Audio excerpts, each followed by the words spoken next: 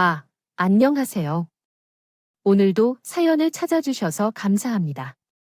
서울에서는 30대 여성이에요. 언젠가 드라마를 보다가 그런 대사를 들은 적이 있어요. 인생은 속도가 아니라 방향이다. 그때는 그 말이 크게 와닿지 않았는데 요즘 들어 입가에 그 말이 맴도네요. 사실 그동안 저는 남들한테 뒤처지지 않으려고 부단히 노력하며 살아왔거든요. 남들보다 좋은 대학에 들어가서 먼저 이름이 있는 회사에 취직을 하고 남들이 부러워할 만한 조건의 신랑을 만나 결혼해서 보란 듯이 자식을 잘 키우고 사는 것. 마치 이게 제 인생의 목표인 것처럼 살아왔으니까요. 그런데 막상 그렇게 살아보니 정작 제가 지칠 때 제 곁을 지켜주는 사람이 아무도 없다는 걸 알게 됐어요. 내 편이라 믿었던 남편조차도. 야, 그때 알았어. 제가 살아온 방향이 잘못됐다는 걸. 저는 한부모 가정에서 자랐어요. 엄마와 아빠가 제가 2살 무려 미혼을 하셨거든요. 그래서 저는 아빠 얼굴도 몰라요. 집에 아빠 사진이 한 장도 남아있지 않았으니까요.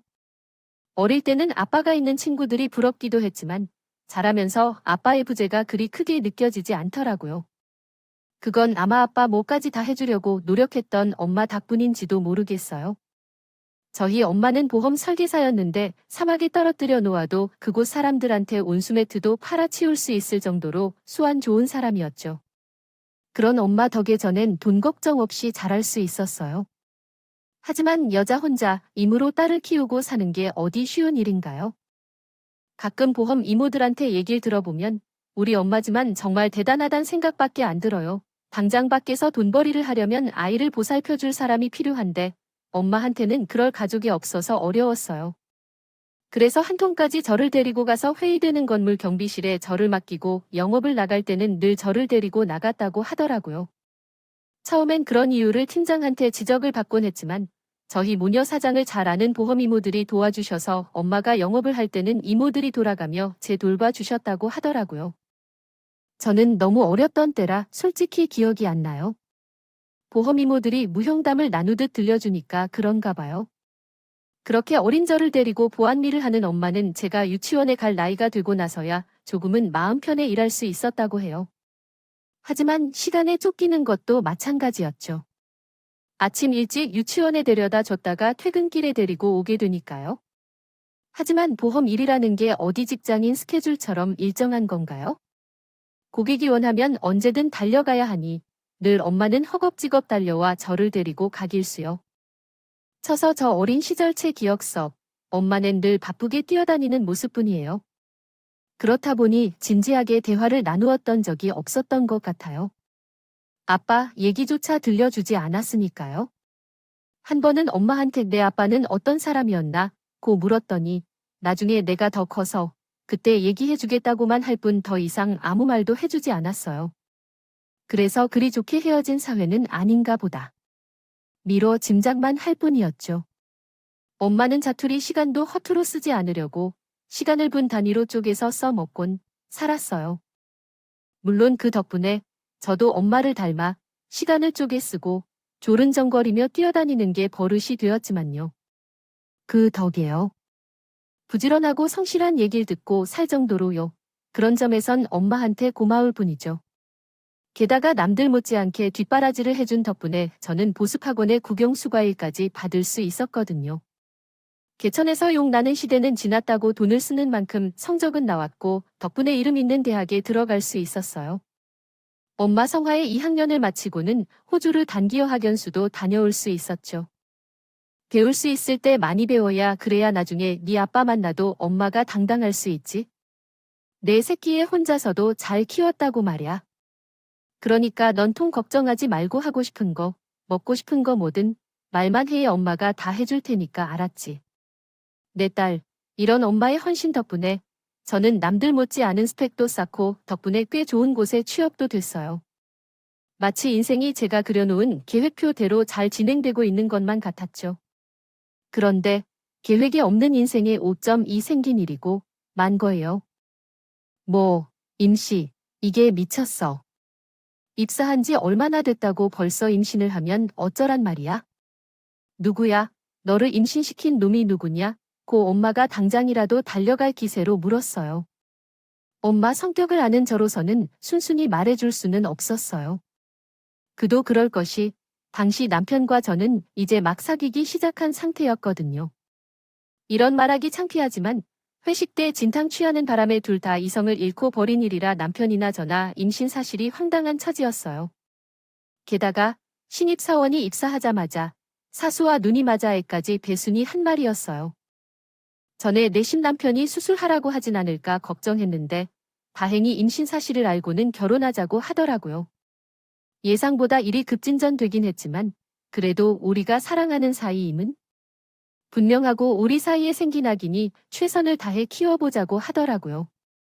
그 말에 조금은 안심이 됐어요. 그래서 엄마한테도 말했던 건데 엄마는 길길이 뛰며 화를 내다가 마치 세상 끝난 사람처럼 추자앉아 대성통곡을 하더라고요. 아, 닮은 꼴 닮아야 지 뭐 좋은 거라고. 혼전 임신까지 치 엄마 닮아 내가 너만큼은 엄마 팔자 닮지 말라고. 얼마나 LG 중지 키웠는데 네가 어쩜 이럴 수가 있어 다 필요 없고 수술 받아. 난 내 딸이 인생 이렇게 망가지는 것 못 본다. 엄마 얘기를 들어보니 엄마도 저처럼 혼전 임신을 했던 모양이었어요. 그랬으면 지금 내 심장이 어떤지 누구보다 잘할 텐데 어떻게 수술을 할 수 있는 건지. 뭐, 나보고 수술을 하라고. 엄마 어떻게 엄마가 나한테 그런 말을 할 수가 있어? 엄마, 날 이렇게 낳아놓고 나보고 내 아이를 지우라고 그게 말이 되나? 싫어.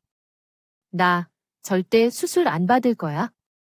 그이도 낳아서 잘 키우자고 그러는데 어떻게 엄마라는 사람이 딸한테 일국란 소리를. 왜 엄마가 날 지우지 못했던 게 한이 돼서 그래? 진작에 날 지었으면 걸리적거리는 것도 없고 엄마 맘 편히 살 수 있었을 텐데. 그게요, 불에서 이러냐고 말해봐. 그때였어요. 지금껏 단 한 번도 저를 때린 적 없던 엄마가 제 뺨을 쳤어요. 그리곤 죽일 듯 노려보며 그러셨죠. 그래, 너 같은 단련 내가 미쳤다고. 이날, 이때까지 키웠는지 모르겠다. 그땐 이 친할머니 말대로 치웠어야 했는데 내가 미친년이지. 이 꼴 보자. 그 고생하고 살았으니. 그래, 네 마음대로 해. 애를 낳기에 마어든 네 마음대로 하라고.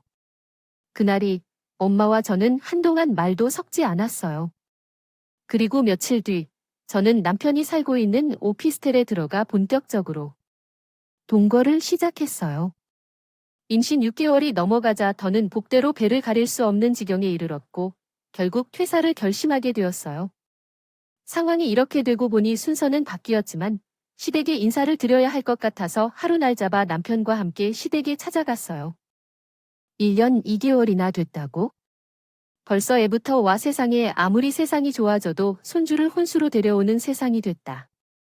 지만 그래도 이건 좀 너무한 거 아니냐? 게다가 신입사원이라며 기껏 들어간 회사를 이런 식으로 잃고 만드는 게 아깝지도 않을 게다가 애까지 나오면 우리 현수는 혼주라여 알아서 먹고 살겠다는 거야? 너 너무 염치 없다는 게 안 되니?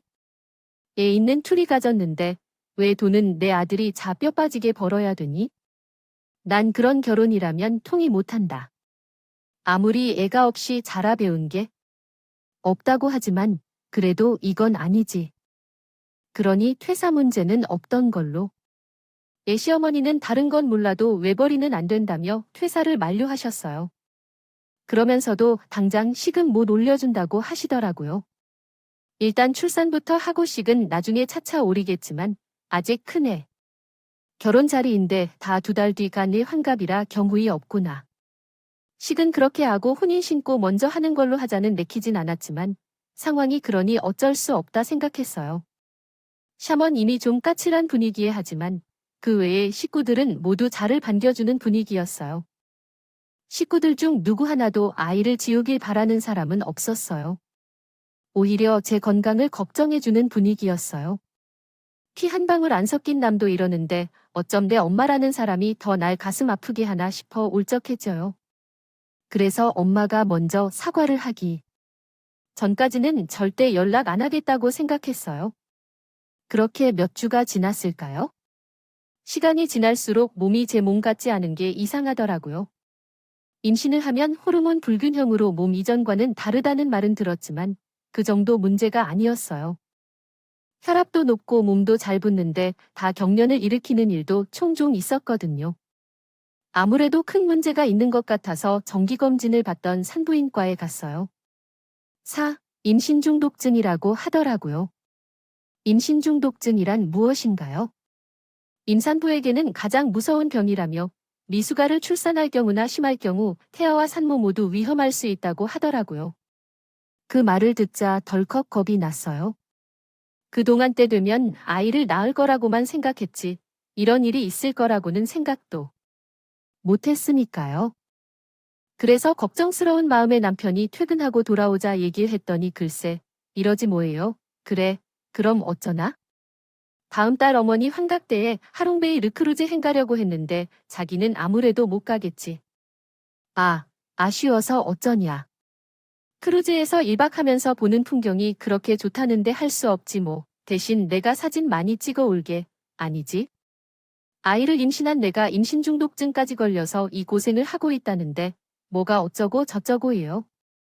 자기야, 내 말 못 알아들었어. 임신 중독증이라고 위험하다니야. 그래, 그러니까 몸조리 잘하고 있으라는 거 아니야? 누가 자기 보고 아픈 몸 이끌고 와서 며느리 노릇하라고 그랬어. 근데 왜 이렇게 발끈하고 그래? 솔직히 선한 걸로 치면 내가 더 서운하지. 안 그래? 평생에 한 번 있는 엄마의 환갑이 며느리라고 달랑 있는 사람이 아프다는 핑계로 환갑 여행도 같이 안 가겠다는데 솔직히 안 그래 빈말이라도 따라가겠다고 하면 내가 어려우니까 당신 생각해서 그러지 말라고 했을까? 어쩜 사람이 그렇게 이기적이야? 당신 어머니 보고 지독하다고 하는데 내가 보기에는 당신이 나를 장모님이 나를 똑같아. 둘 다 자기밖에 모르는 이기적인 사람들이라고 남편은 짜증을 내고 밖으로 나갔어요. 순간 저는 믿었던 사람한테 뒤통수를 심하게 맞은 기분이 들었어요. 아니, 내가 뭐라고 했다고 이런 소리까지 들어야 하나? 쉽더군요 생각 같아서 당장 짐 싸들고 이 집에서 나가고 싶었지만 그럴 수는 없었어요. 당장 갈 곳도 없었으니까요. 엄마랑 그렇게 싸우고 나온 뒤 연락 한 번 안 하고 살다가 이제야 갈 곳 없다고 찾아와서 긴 미안하기까지 할 건가요? 그래서 꼭 참고 버티기로 했죠. 그런데 다음 날 아침부터 시어머님이 집으로 찾아오셨더라고요. 전 제 몸 상태 때문에 오셨나 했는데 글쎄 어이없게도 여행 때문이더라고요. 예, 정말 같이 못 가겠니? 원래 의사들은 환자들 떠밀어주는 느낌으로 다니는 것도 심하게 말하곤 하는 법이야. 나도 애를 셋이나 낳았지만 아무 이상 없었어. 그러니 같이 가는 게 어떻겠니?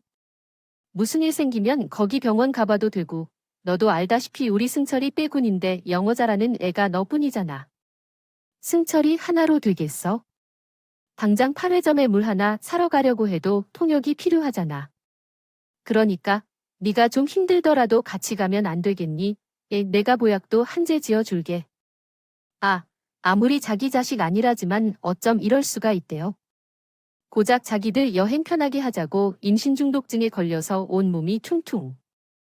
붓고 발작으로 정신까지 잃는 며느 생각도 안 하고 데리고 여행을 갈 생각을 하다니 정말 욕 늦을 뻔했어요.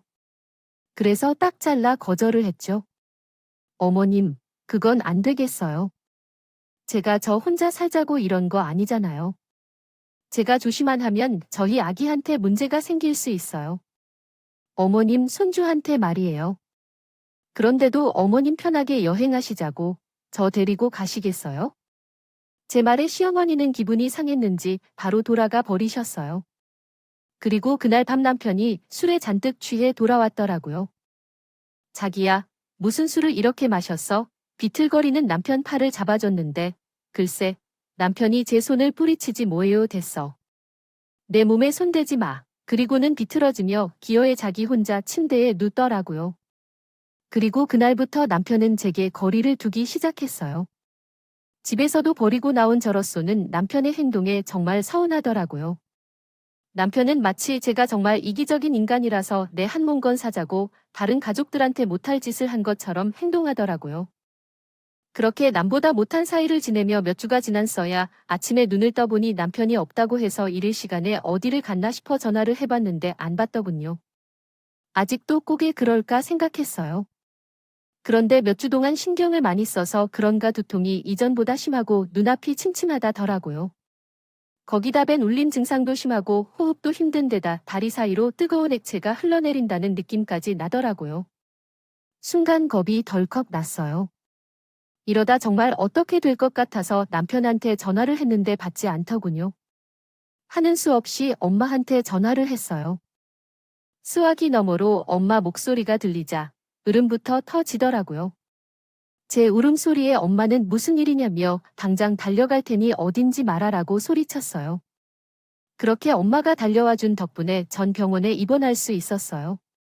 정신이 들어보니 엄마가 제 손을 꼭 잡고는 눈물을 흘리고 있더군요.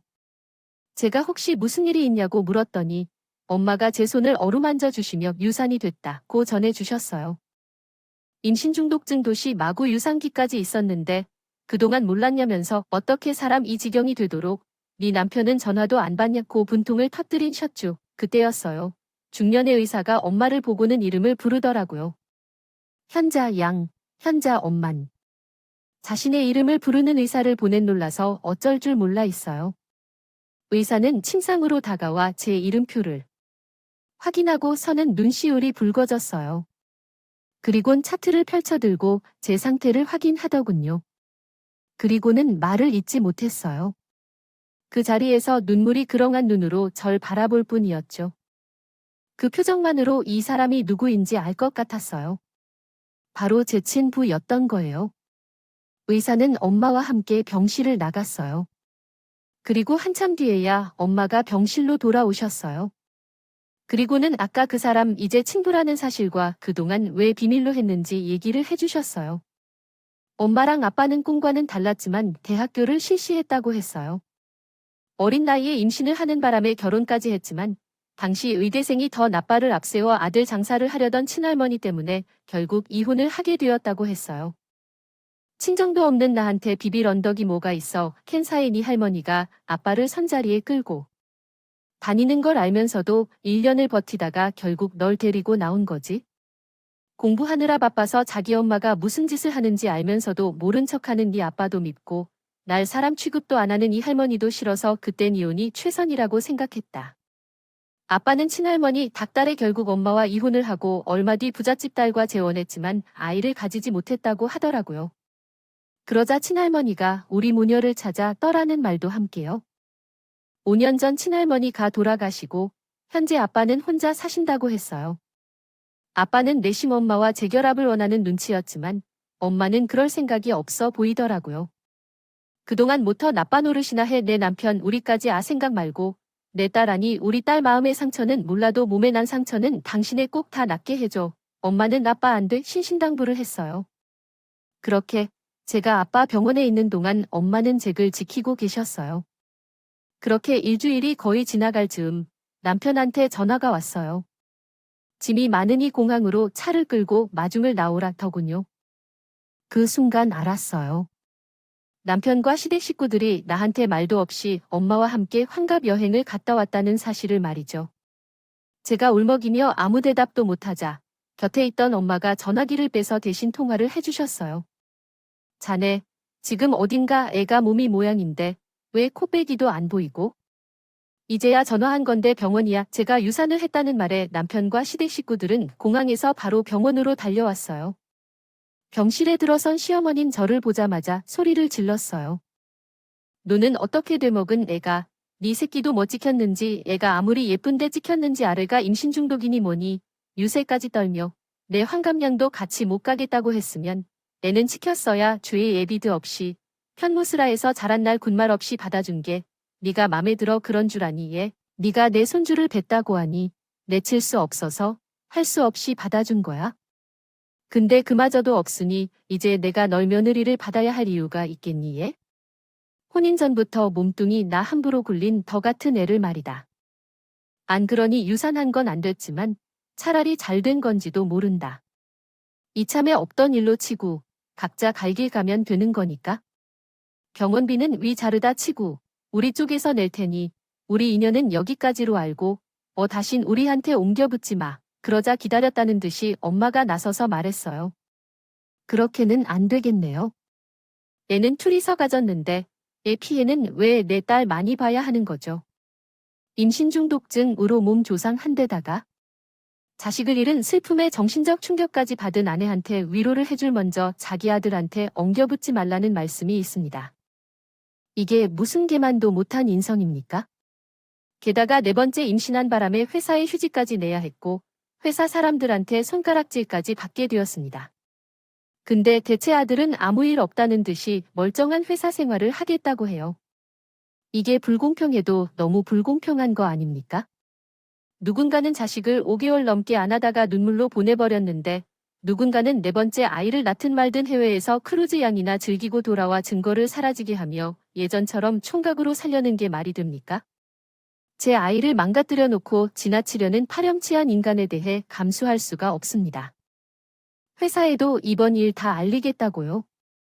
내 아이가 몸과 마음의 상처를 입은 만큼 상대편 아들에게도 똑같이 해줄 겁니다. 그리고 압이 없는 애라고 무시했죠. 누가 앤 없는 입니까?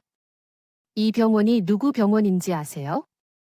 우리의 친부 병원입니다. 그닥 편찮은 남편 앞세워 내 딸 자식 앞에서 유세 어떤 모양인가 본데 애 가수로 와서 웃음도 안 납니다. 어디서 되지도 않는 주제 내 새끼 가슴에 멍을 들여요. 지 새끼 가진 여자가 아프다는데 도여행 가느라 연락까지 끊은 놈의 인성이라면 우리 쪽에서 거절입니다. 그럼 개만도 못한 놈은 사위로 들어 모여 쓰겠습니까? 그러니 아들 가진 유세 그만 떨고 당장 여기서 나가요. 위자료는 변호사 선임 후에 정해서 연락하겠습니다. 엄마는 시어머니한테 받은 대로 돌려주군. 병실에서 내쫓았어요. 그리곤 제 손을 어루만지며 말했어요. 일전에 아이 지우라고 한 것 말이다.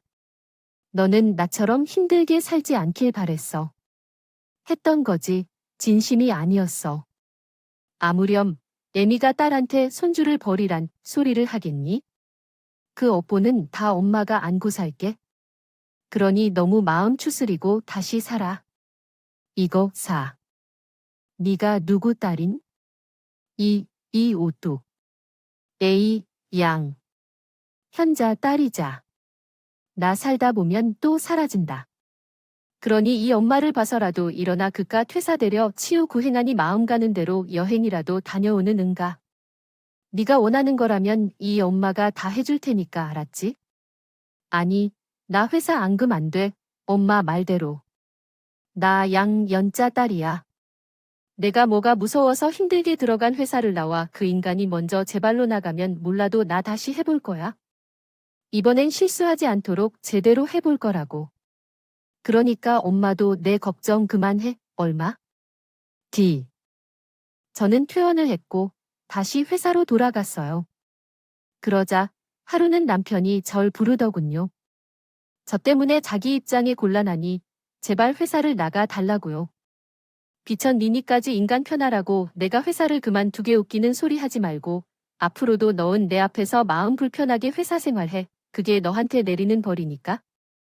그 정도도 못 버티겠다면 펼 수 있니? 내 발로 나가는 수밖에 최소한의 양심도 없는 놈아. 한 번만 더 나보고 그만둬라. 말아 떠들면 그땐 평생 쫓아다니면서 괴롭혀 줄 테니까 알아서 해. 결국 남편은 얼마 뒤 퇴사를 했어요. 남편이 회사를 나가자 우리 이사의 소문도 잦아들기 시작했죠. 결국 끝까지 버틴 자가 이긴다는 말이 정설이 됐지 뭐예요. 게다가 엄마가 선임해준 변호사를 통해 취대과 소송도 벌이고 있어요. 그러나 마음의 상처가 사라지진 않겠지만 자신을 상처를 낸 사람은 어떤 식으로든 대가를 치러야 한다고 믿기 때문에 끝까지 가보려고요. 저를 세상에 태어나게 해주신 엄마, 이름 아깝지 않게 이양 현자는 당당히 열심히 살아보렵니다. 엄마, 진심으로 존경하고 사랑해요. 지금까지 제 사연을 들어주셔서 감사드리고요. 여러분의 인생이 행복한 일이 가득하길 필요하여 여러분의 사연 댓글에 응원과 현명한 조언 부탁드려요. 좋아요와 구독은 저에게 큰 힘이 됩니다. 오늘도 좋은 일이 가득하세요.